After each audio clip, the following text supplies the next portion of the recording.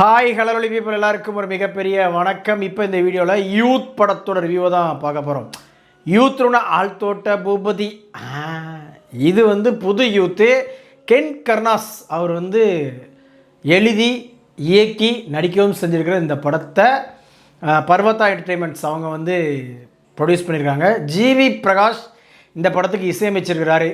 ஆக்சுவலாக இந்த படத்துடைய அந்த ப்ரீ ரிலீஸ் ஈவெண்ட்டில் கென்னுடைய அம்மா கிரேஸ் கர்னாஸ் அவங்க ரொம்ப எமோஷ்னலாகி பேசிகிட்டு இருந்தாங்க. ஸோ அந்த எமோஷன்ஸ் கொஞ்சம் கூட மிஸ் ஆகாமல் அப்படியே கேட்ச் பண்ணி இந்த படத்தில் தூக்கி போட்டிருக்காப்புல கென்னு. ஏன் வாழ்த்துக்கள்யா.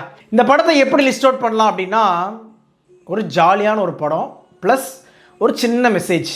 அந்த மெசேஜும் பார்த்திங்க அப்படின்னா ரொம்ப அப்படியே ஏய் உன் காதை கொண்டா, நான் என்னுடைய மொத்த பவரை யூஸ் பண்ணி நான் மெசேஜ் சொல்கிறேன் அப்படின்லாம் இல்லாமல் கேஷுவலாக அப்படியே போகிற போக்கில் ஆனால் ரொம்ப ஸ்ட்ராங்கான ஒரு மெசேஜை இப்போ உள்ள ஜென்ரேஷனுக்கு கண்டிப்பாக சொல்லியே ஆகணும் அப்படின்றதுக்காக கென் எடுத்துருக்கிற ஒரு பிரயத்தனம் தான் இந்த யூத்து. ஃபஸ்ட் ஹாஃபை பொறுத்த வரைக்கும் பார்த்திங்கன்னா ரொம்ப ஜாலியாக, அதே டைமில் ரொம்ப ஒரு பிடிப்பு அப்படின்றதெல்லாம் இல்லாமல் ஏனோ தானோன்னு ஒரு ஒரு ஒரு இளந்தாரி பைய வாழ்க்கையில் எப்படி இருக்கும் அப்படின்ற மாதிரி தான் படத்துடைய கதையுமே மூவ் ஆகுது. அப்படி ஜாலியாக இருக்குது, அதில் டவுட்டே இல்லை. ஒரு பக்கம் கென் அப்படின்னா, இன்னொரு பக்கம் அவருடைய ஃப்ரெண்ட்ஸ் கேங் இருக்குது பாருங்கள், செம்மையாக இருந்துச்சு மக்களே. ஒவ்வொருத்தரும் ஒவ்வொரு மாதிரி, அது கொஞ்சம் ஓவர் ஆக்ட் மாதிரி சில இடங்களில் தெரிஞ்சால் கூட இப்போ உள்ள பசங்களை இப்படி தான் போய் ரியாக்ட் பண்ணிருக்கானுங்க அப்படின்ற மாதிரி நமக்கு மைண்டில் ஃபிக்ஸ் ஆகிக்க முடியுது. ஸோ அந்த என்டையர் டீமுக்குமே ஒரு மிகப்பெரிய வாழ்த்துக்கள். ஹீரோயின்ஸை பொறுத்த வரைக்கும் ஒன்றும் இல்லை, சிம்பிள், நம்ம ஹீரோவை லவ் பண்ணணும் அவ்வளோதான் அவங்களுக்கு. மற்றபடி பெர்ஃபார்மன்ஸ் வைஸ் அவங்களுக்கு பெருசாக இந்த படத்தில் பெர்ஃபார்ம் பண்ணுறதுக்கு ஸ்கோப் அப்படின்ற மாதிரி இல்லை. ஜஸ்ட் அந்த கதையை மூவ் பண்ணுறதுக்கு இவங்க தேவை, அவ்வளோதானே தவிர்த்து அப்படியே உசுர கொடுத்து நடிக்கிறதுக்கெலாம் இல்லை. கேஷுவலாக அவங்க போனாலே போதும் அப்படின்ற மாதிரி தான் இருந்துச்சு. அப்புறமா இந்த படத்தில் பெர்ஃபார்மன்ஸ் வைஸ் ரொம்பவே ஸ்கோர் பண்ணுறது யார் அப்படின்னு பார்த்தீங்கன்னா, yes of course Suraj Venjaramoodu. Especially Ken and Suraj இவங்களுக்குள்ள அந்த பாண்டிங் இருக்குல்ல, எல்லார் வீட்லேயுமே நம்ம பார்த்துருப்போம். அப்பாவுக்கும் பையனுக்கும் ஆகாது, அவங்க ரெண்டு பேரும் பேசிக்க மாட்டாங்க அப்படின்ற மாதிரிலாம் இருக்கும். பட் அவங்க ரெண்டு பேருக்குள்ளே ஒரு பயங்கரமான ஒரு லவ் இருக்கும் அப்படின்ற மாதிரி இருக்கும் இல்லையா, அதை எக்ஸாக்டாக கண்ணு முன்னாடி கொண்டு நிப்பாட்டியிருக்காங்க. வாழ்த்துக்கள். எஸ்பெஷலி சுராஜ் வெஞ்சரம் அவருடைய பெர்ஃபார்மன்ஸு, அதுவும் குறிப்பாக அந்த கிளைமேக்ஸில் அவருடைய பெர்ஃபார்மன்ஸ் ரொம்ப நல்லா இருந்துச்சு. பார்த்துக்கலாம், அது வேறு லெவலு. அங்கங்கே நம்ம சோசியல் மீடியாவில் இன்ஃப்ளூயன்ஸ் ஆகிருப்பாப்புல நினைக்கிறேன். நம்ம கென்னு நிறைய விஷயங்கள் இங்கேருந்தும் எடுத்திருந்தாப்புல, ரியல் லைஃப்லேருந்தும் நிறைய விஷயங்கள் எடுத்திருந்தாப்புல. அதுக்கப்புறமா இந்த படத்தில் நோட்டபிள் பர்ஃபார்மன்ஸ் அப்படின்னா கண்டிப்பாக தேவதர்ஷி மேம் சொல்லி ஆகணும்.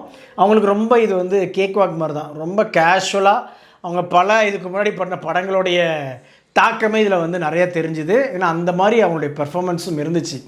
ரொம்ப சூப்பராக அருமையாக அழகாக இருந்தது. ஸோ அவங்களுக்கும் நம்மளுடைய வாழ்த்துக்கள். அப்புறமா இந்த படத்தில் எனக்கு ரொம்ப பிடிச்ச விஷயம் படத்துடைய பின்னணி இசை. எனக்கு ஓப்பனாக சொல்கிறேன், ஜிவிபி அவர்களுடைய பாடல்களை விட இந்த படத்துடைய பிஜிஎம் எனக்கு ரொம்ப பிடிச்சிருந்துச்சி. சூப்பராக இருந்துச்சு. அந்த ஜாலியாக ஃபன்னாக இருக்கக்கூடிய அந்த இடத்துக்குமே நல்லா அருமையாக இருந்தது.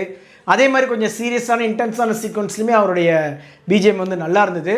அப்புறம் அடியே அந்த பாட்டு நல்லா இருந்துச்சு. எனக்கு என்ன ஒரு சின்ன வருத்தம் அப்படின்னு சொன்னால், எல்லா பாட்டுமே பிச்சு பிச்சு வச்சுருந்தாங்க. ஃபுல்லாக ஒரு சிங்கிள் ஃப்ளெஜில் போகிற மாதிரி எந்த பாட்டையுமே வைக்கலை. அது ரொம்ப கொஞ்சம் வருத்தமாக இருந்தது. பட் என்ஜாயபிள் தான், நான் அதான் இல்லைன்னு சொல்ல மாட்டேன். பாட்டு சுமாராக இருக்கும் அப்படிலாம் கிடையாது. பாட்டை கம்மியாக யூஸ் பண்ணியிருக்காங்க, அவ்வளோதான். மற்றபடி இந்த ஜானருக்கு நான் தாண்டா அப்படின்ற மாதிரி ஜிவி பிரகாஷ் தன்னுடைய ஃபுல் பங்களிப்பையுமே கொடுத்துருக்காரு அப்படின்றது தான் நிதர்சனமான உண்மை. அப்புறம் எடிட்டிங் அதுவுமே நல்லா இருந்துச்சு. ரொம்ப ஷார்ட் அண்ட் கிறிஸ்பாக பண்ணியிருந்தாங்க. இன்னும் கொஞ்சம் கட் பண்ணியிருக்கலாம் அப்படின்றது என்னுடைய பாயிண்ட். இதில் எங்கடா கட் பண்ணுறது அப்படின்னு நீங்கள் கேட்கலாம். என்னை பொறுத்த வரைக்கும் இன்னும் கொஞ்சம் கட் பண்ணியிருந்தால் இன்னும் சூப்பராக இருந்திருக்கும் அப்படின்றது என்னுடைய பர்சனல் ஒப்பீனியனுங்க. சரி, ஓகே.